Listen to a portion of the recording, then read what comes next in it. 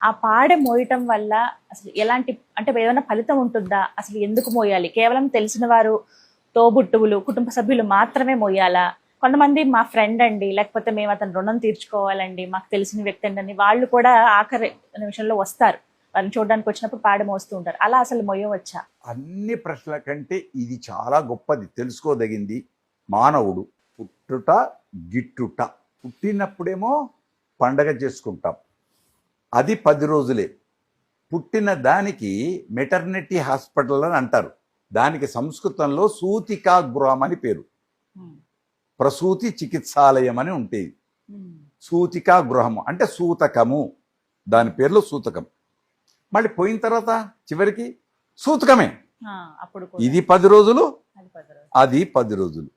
ఇదేమో పుట్టేటప్పుడు తాను ఏడుస్తూ పుడతాడు, తాను కవ్వు అని ఏడుస్తూ పుడతాడు.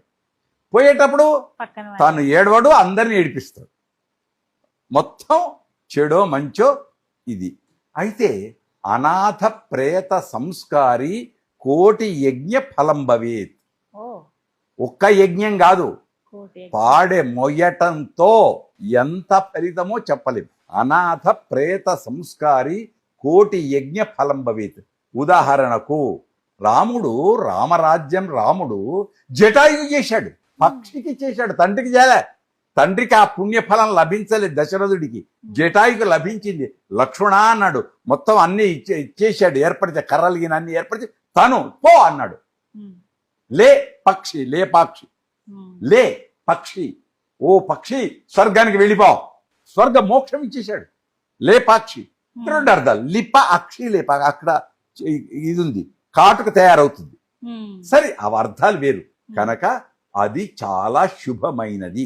కాకుంటే ఒక్కటే, ఇది 10 రోజులు, అది 10 రోజులు. అందుచేత దాంట్లో లోకంలో ఎంత ఆశ్చర్యం, ఒక్కొక్కసారి శవము ఎదురుగొస్తే శుభం, శవం తాకితే అశుభం. నక్క ఎదురుగొస్తే చెడు, నక్క తోక తొక్కితే లాభం. నక్క తోక తొక్కొచ్చాడంటారు, లాభం. లోకంలో పల్లెల్లా ఎంత సంస్కృతి ఉంది, ఎంత ఇది. నక్క తోకొచ్చాడు, అదే నక్క కూత వినపడింది అనుకో, అయిపోయిందిరా, ఏమో అయింది.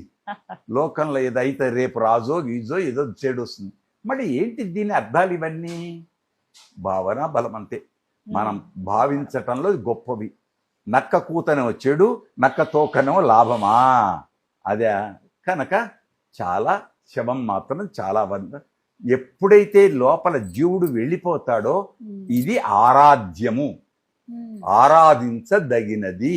ఈ లోపల భగవంతుడు